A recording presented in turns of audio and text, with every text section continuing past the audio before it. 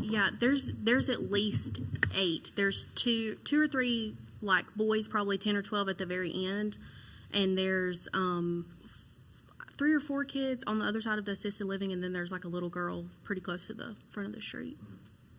Well, I don't want to sound like I'm talking you into anything, but there's a lot to be said about more people in the area, because it does draw the attention of our public safety people to make sure that they can come out and patrol your area more. I mean, obviously, where there's more people, we do more patrolling. And, it might be something that our fire chief and police chief both attend these meetings and review these plans, and all of those things will be taken in consideration. And again, those plans or those planning meetings that are previous to it, and it's a design review plan. Planning meeting, it's open to you as well. All of our meetings are open. They're open door. We may have to close it for the vacuum cleaner just while they're out vacuuming, but then we'll open it back up and let you come on in. So. Okay. Thank you. But at any point that you guys have any kind of concern, you can call our building department and they'll give you an absolute rundown to the date and time of when this will come up again. Okay. Thank you. But we appreciate your time. Anyone else? Kenneth, I know you were close by. Here we go.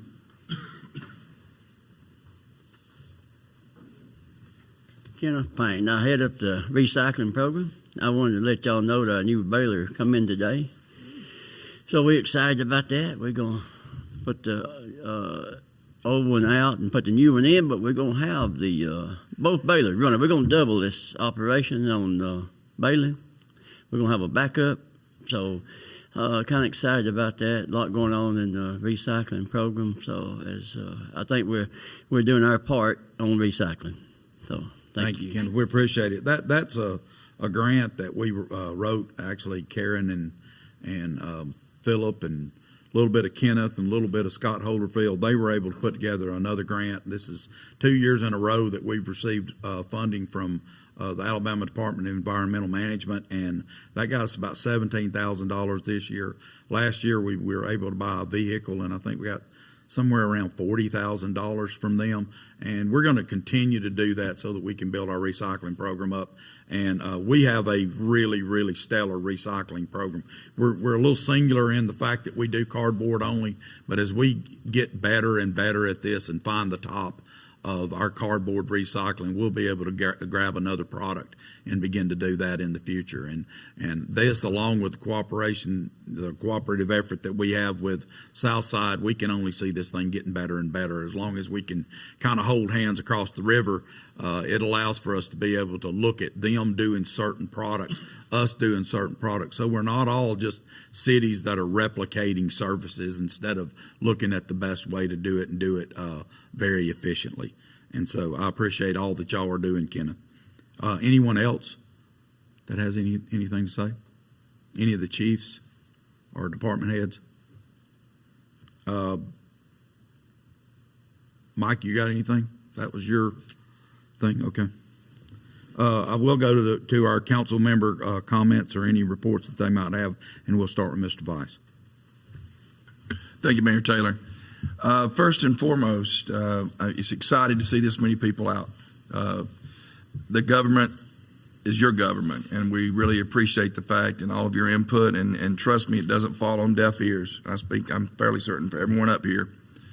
I'm extremely excited about some of the things that may be mundane to a lot of people that we've accomplished tonight. I teach economics, and one of the things that I teach is an acronym I came up with about 10 years ago called TIER, which is industry wants transportation, infrastructure, education, recreation, and its tiers, safe housing. And we addressed a little bit of all of that tonight, from the water department, the infrastructure, transportation. We're doing all kind of great things with transportation right now.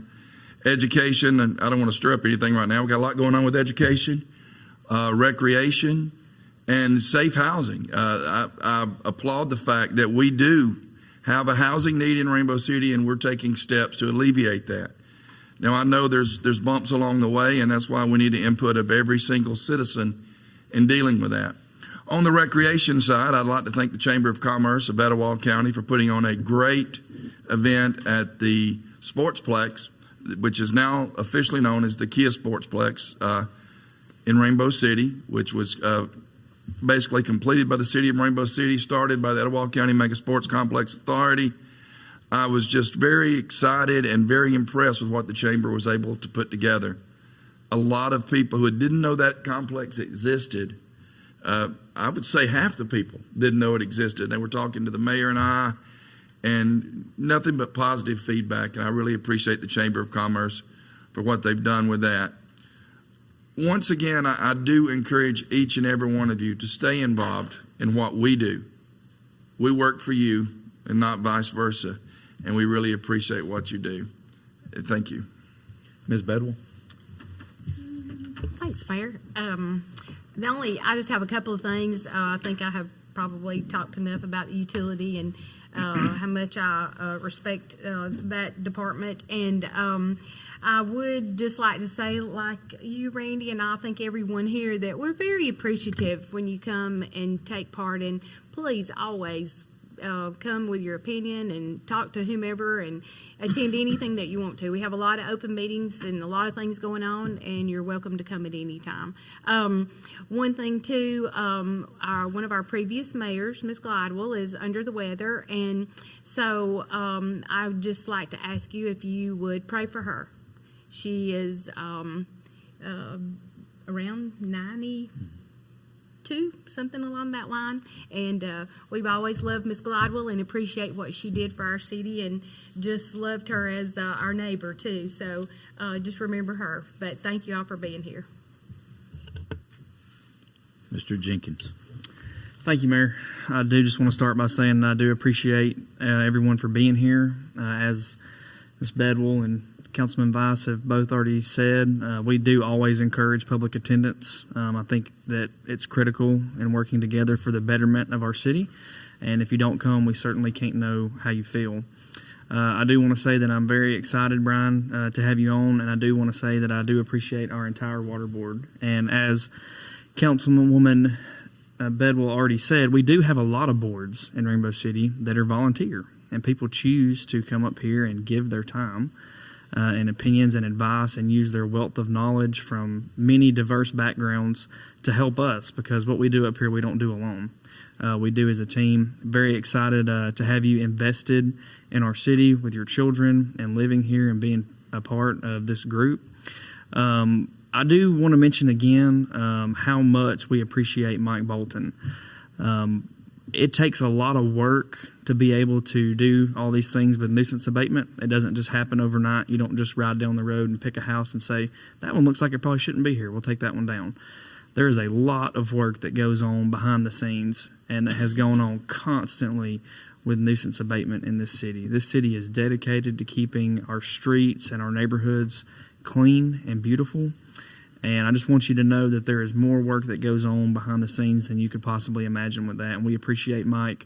And I also want to say our street department that's led by Michael Stevens, they are the ones that go out and do that work to demo those houses. That is not something that we contract. That is done 100% in-house. And that is a testament to Mike Stevens and the team that he leads. And the last thing I want to leave you with is I do hope that we pray for Mayor Gladwell and keep her in our thoughts. And I do just want to remind everyone, being on the motorcycle unit for the sheriff's office is an honor of mine, but we do a lot of funerals, and it means that you interact with a lot of people on the very worst days of their entire lives. And Lee Taylor, who was a retired chief at the Etowah County Sheriff's Office, who invested 30 years of his life as a law enforcement officer, who I'm sure intended on enjoying many more years of his retirement that he did not get, unexpectedly passed away. And we performed his funeral detail this past week. And I just want to remind all of you, and we say it a lot, but keep in mind that we really are not promised tomorrow. Do the right thing, treat people well, and leave behind a life and a legacy that you can be proud of. That's all I have. Mr. Hopper?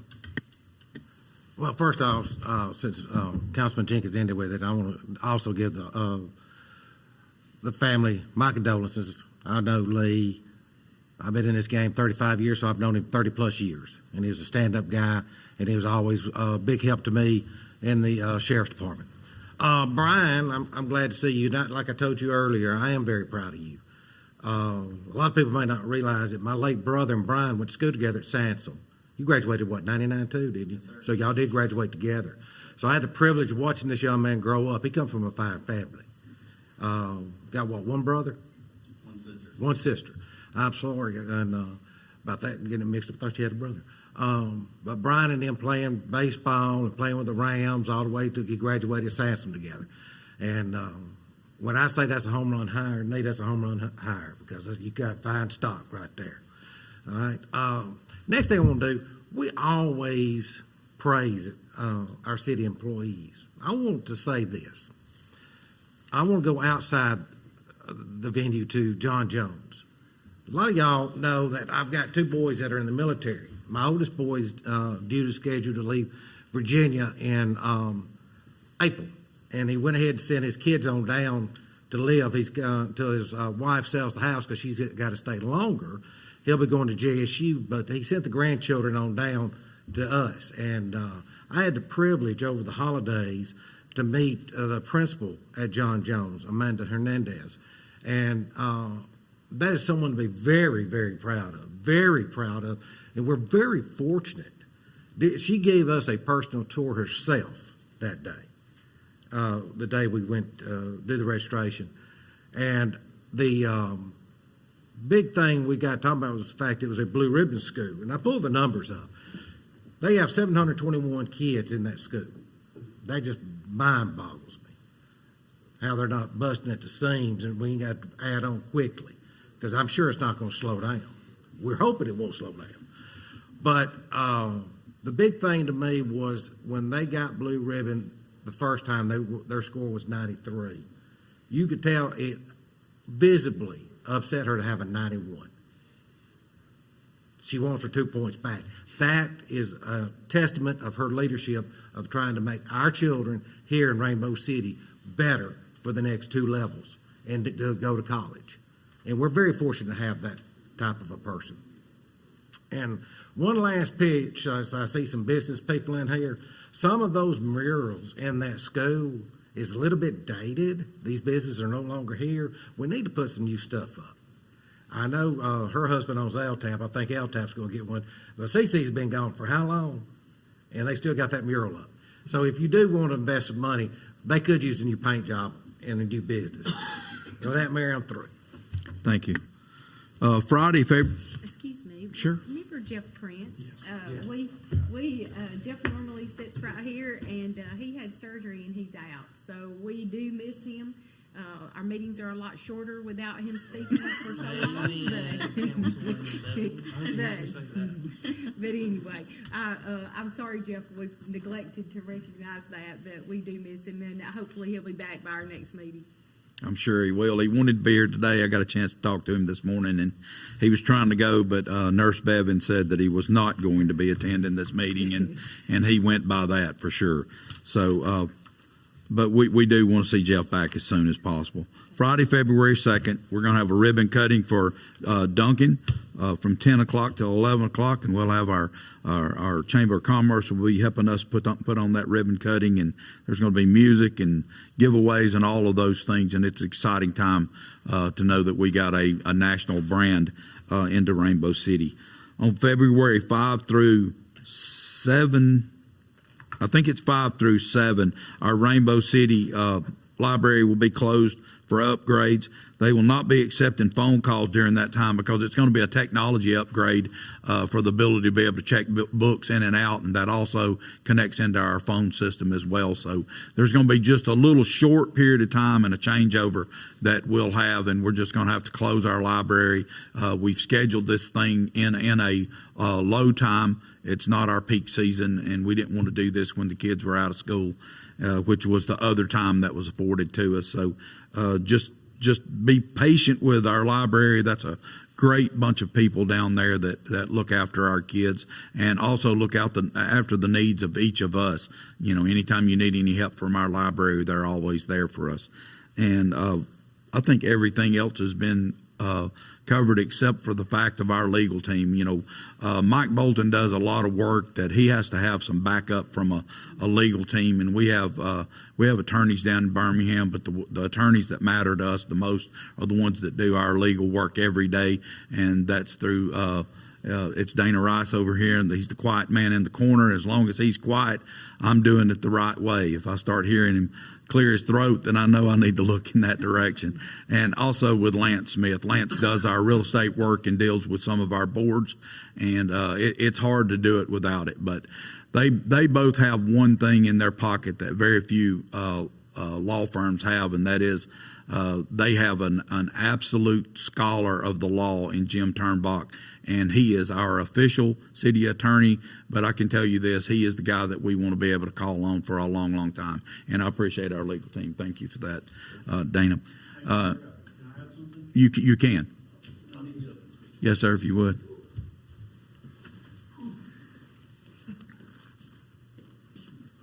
Just want to add something that I forgot. About 4 weeks ago, I had a truck stole at my office. Within 24 hours, our police department had the person a warrant and going after them. So I want to thank those guys. They came in. And until you live in a city that cares, like, it's crazy that how many people came that morning before 7 o'clock and already had stuff. Until you need them, you don't want them. And then when you need them, you want them. So, and that goes along with the fire department. I argue and fuss with them pretty much every day, and I love them. Those are good guys. So we have a really good city to work in. So. We do, and I appreciate that. We can't say enough about our associates. I mean, they work hard in every area of this city, and it's incredible to have. Well, I just want to thank everybody and thank those guys, because that was huge. Anywhere else town, they'd still be looking for everything, but those guys got it done. That's right. They're just clearing their books. Yeah. That's what they're doing. Well, we appreciate it. With that, I'd entertain a motion that we adjourn. Thank y'all for being here. We appreciate you.